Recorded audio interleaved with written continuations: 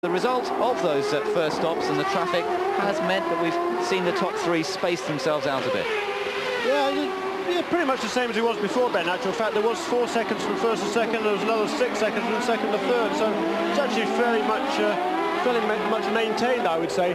There is Vassy still can't get past Unser, and there is Parker Johnston behind him, and there is Mauricio Gugelmin in second place. He's just got past Adrian Fernandez, so he's had traffic of his own to deal with.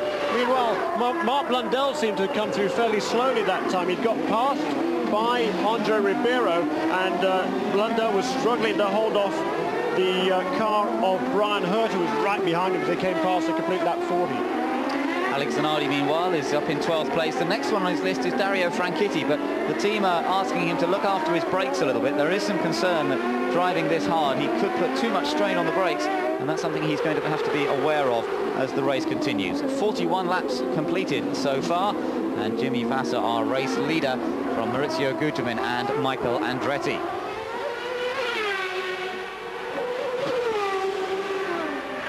The leader is on his 42nd lap, some 58 laps still to go here in Vancouver, a little under half distance. For Jimmy Vasser, his advantage over Mauricio Gugelmin is 3.7 seconds. He'll be pretty happy with that, but he won't be so happy about the fact he's been held up behind Alonso Jr. That car, the black one, is in third place. It's Michael Andretti, and behind him is not much of a gap to Gilles de Ferran. Gilles still running competitively. There is the race leader in the target car, and he's still behind the Penske of Alonso Jr. We've seen this situation now for 2 or 3 laps, and still Vasser can't find a way past. No, that's very surprising indeed. That car has really been struggling all weekend. Alonso Jr., those guys have been absolutely nowhere, and that's what, half a dozen laps now since the pit stop for Jimmy Vasser. Has not been able to make any real impression on Alonso Jr. His lap times have dropped off considerably. He's doing 57.3 last time around. That's a second or so slower than he was running before. But at this stage, certainly Gugelmin had traffic of his own. He hasn't been able to make any impression either. Well, Unser's been given the blue and yellow flag, which means you've got a faster car behind you, and to try and let him past at the earliest opportunity. I wonder if we're going to see Unser do anything here. Well, no, he's still not doing it. He wants to stay on that lead lap, doesn't he? He wants to stay in with a chance of being with the leaders at some point later in the race. Yeah, he's certainly not blocking Alonso Jr. He's not blocking Jimmy Vasser, I should say. Alonso Jr. is just driving the racing line. He's leaving the gaps open. If Vasser wants to make a move down the inside, fine, go for it. Alonso Jr. is not making life difficult for Jimmy Vasser, but Vasser is unable, it seems, to make any real impression on Unser. Well, we watched this one develop with interest. Of course, I'm sure Vasser's very much got in mind what happened to Alex Zanardi last year when he did try a manoeuvre on a slower car. That was on PJ Jones, as we saw earlier on. It all went wrong for him, put him out of the race. And Vasser is a steady thinker. He won't take big risks to go past. He's also keeping an eye on the gap back to Gugelmin, and in fact, that's not really changing. Gugelmin is not able to take advantage of this situation. It just shows you that Unser is not as far off the pace in the race as he was in qualifying. Well off in qualifying, but in the race there's not such a great difference, and that means that Vasser's lead at the moment is staying fairly healthy. Behind there are the two, well, I should say 2 race leaders. I shouldn't say 2 race leaders, I suppose. 1 race leader and 1 back marker, which is, it's amazing to call Alonso Jr. 4-time race winner here in the Molson Indy Vancouver, a back marker, but he is in 15th position and still in grave danger of going 1 lap down. The good news for Jimmy Vasser, as you say, but he doesn't want to risk anything. He doesn't want to risk throwing it away, particularly when he knows he has that cushion with Parker Johnstone in between him and the second place car. There he is, Mauricio Gugelmin. Well, we gather that Jimmy Vasser has just asked his team to request of CART that they give the move over flag to Alonso Jr. He's getting a bit frustrated, sitting behind him at the moment. As they go through, you can see the fastest laps that have been recorded on the last lap. Andretti, in fact, the fastest lap of the leaders just there. Second fastest was de Ferran, and third fastest was Mauricio Gugelmin. So Vasser, again, as you see, being held up a little bit by Alonso Jr., not managing to set the fastest lap at the moment. And that honour has gone to Michael Andretti on the last lap. He still, though, is 6 seconds, just under 6 seconds behind Mauricio Gugelmin in his third place. Then it's de Ferran, Moore, Pruitt, Ribeiro. Blundell, as you can see, is lying in 8th place now. 9th for Herta, 10th for Fittipaldi, and Alex Zanardi has moved up to 11th. He overtook Dario Franchitti, I believe, Jeremy, on that last lap. Yes, he did indeed, up into 11th place. Next in his sights then will be Christian Fittipaldi, who's a couple of seconds or so up the road, but I think it won't be long before that margin is eaten up. It's a shame we're not getting to see Alex's charge through the field. I mean, overtaking, as we know, is hard around here, but he seems to be managing it at the moment. He's got past several top drivers so far, but Richie Hearn is in trouble. Car number 21, the red and white Lola, and the young American is in trouble. Let's see what happened here. Oh, there was contact between him and someone else. Michel Jourdain Jr. was behind him. It looks like those two did make contact, yes, and both coming into the pits. Well, sort of coming into the pits, yes. Andre Ribeiro also slowing as well as he came past here. Don't know whether he was right behind Scott Pruitt. Don't know whether there was a coming together there between those two. But soon as they came past me in turn 1, Andre Ribeiro was at much reduced pace. He had been running in 7th place. Richie Hearn just struggling to get out of his car, get everything unplugged, and then move out of the way. They've got the stationary yellow flags up there and waved yellow on the inside, but it looks as though it's going to stay green for the moment. They should be able to deal with that. Still, the situation remains the same with Jimmy Vasser, the race leader, still behind the back marker, Alonso Jr., but he maintains his advantage over Maurizio Gugelmin and Michael Andretti.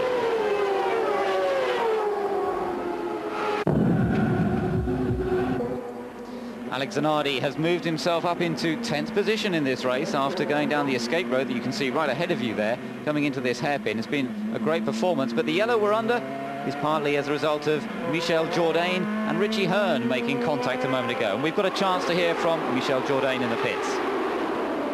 Well, you had a problem with Alonso Jr. at the start of the race, but then what happened now with Richie Hearn? I don't know. I was catching Richie, and Richie catch Adrian, and maybe I think I braked very deep, but maybe Richie braked a little bit earlier because of Adrian, so I hit Richie. And well, you had a good race going, so I guess you'll hope for better things at Laguna. yes, thank you very much. So disappointment there indeed for Michel Jourdain, but it looks as though we're going green flag racing once again as Jimmy Vasser leads them out of the final corner. Still being chased by Parker Johnson, but he's not in second. Remember, it's Maurizio Gugelmin who is in 2nd place.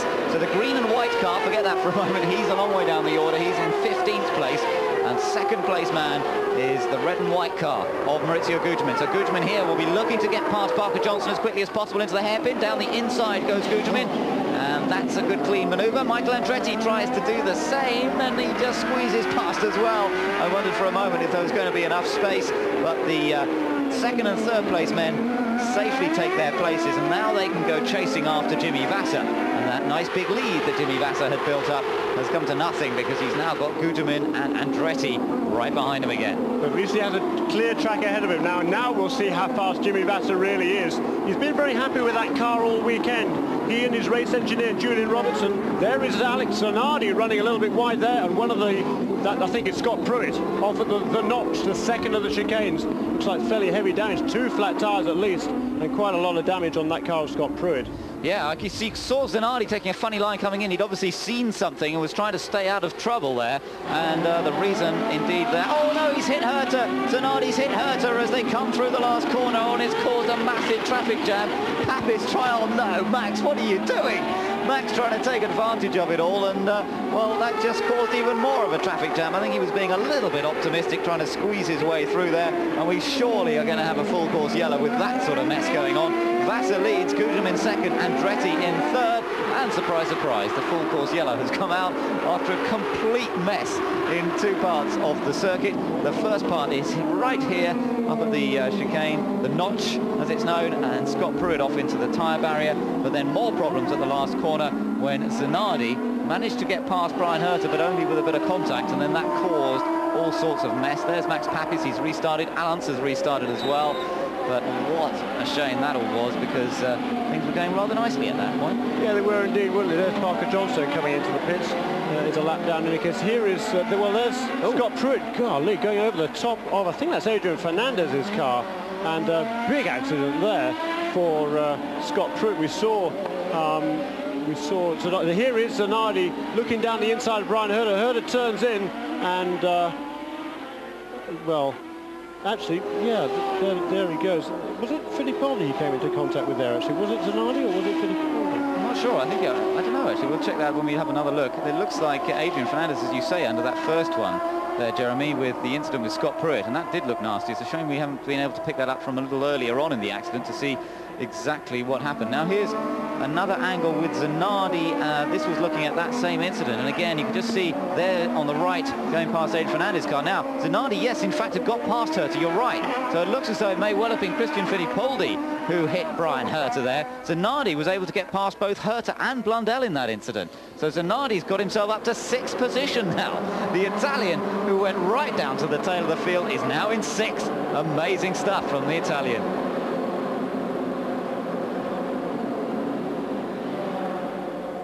All sorts of dramas here at Vancouver, and what a race this is turning into. Jimmy Vasser leads them round, Maurizio Gugelmin in 2nd place, Michael Andretti in 3rd, but we're under a full course caution once again, following a couple of separate incidents, and we thought it was Zanardi involved with Herta, but it's Christian Fittipaldi who actually made contact. Still going round though.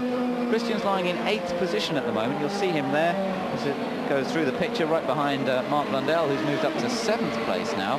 And Dario Franchitti's running in 9th position. So quite a few changes. Roberto Moreno, meanwhile, has moved up to 11th place. He's stayed out of trouble so far, driving the Alimax car, Bettenhausen. Now, do we see a bit more clearly what happened here? Well, it looks as they sort of tangled, spun, and then came the incident where he climbed over the top of Fernandez. That can't have been much fun for Adrian. And then Zanardi was able to take advantage of the fact that Blundell and Herta got held up by Fernandez going rather slowly on the inside, and there's a lot of debris to be picked up down there. Certainly, that was a very big accident indeed. Tough really to see what caused it or how the accident was initiated there, but certainly a wild ride for Scott Pruitt, and a pretty good view of the underside of the Reynard there for Adrian Fernandez. But good luck, those two are both okay. A couple of people making pit stops here. Brian Herta coming into pits after that contact from Christian Fittipaldi. Boy, Herta has no luck at all, does he, it seems, in this game. He is on the lead lap still, and he is back in 13th position. And yeah, with 45 laps to go, he might be able to get to the end of this race without making an extra pit stop. So all might not yet be lost for Brian Herta. There's Adrian Fernandez's car being pushed away. A lot of damage to the back wing and rear gearbox area of that car, obviously, and that's put our second Mexican out of this race. Both Jourdain now and Fernandez both out of the event.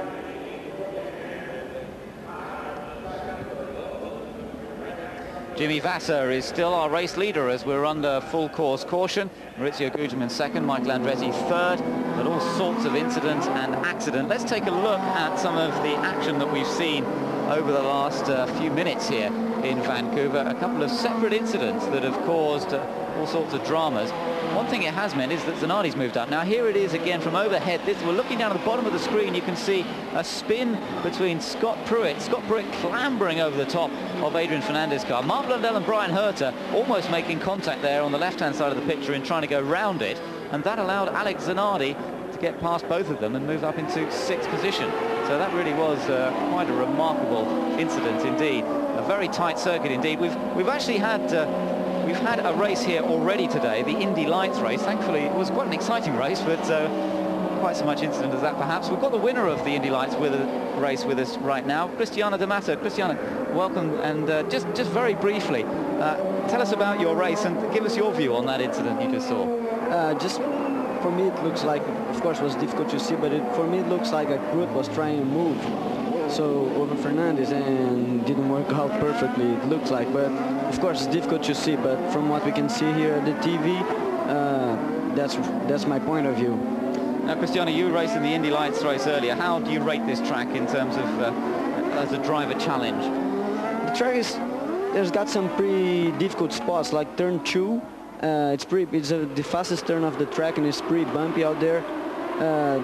There's another bumpy part, is the braking through the last hairpin that leads you into this long pitch stretch. So those two particular places are the most challenging for the driver point of view, and also for setting up the car. But the track is, rather than those two places, the track is pretty smooth, the other places, and it's a fine track. I mean, I won here, so I think the track is just fantastic. Well, I think a man who thinks it's pretty fantastic as well at the moment is Jimmy Vasser. He's coming round to lead them to the green flag once again. We're going to get race underway on lap number 57 it'll be as they cross the line. We're over half distance and off they go again. Jimmy Vasser sets off. Maurizio Guterman chases him. Michael Andretti in third place. Gilles de Ferran is in fourth and Greg Moore is in fifth place. But what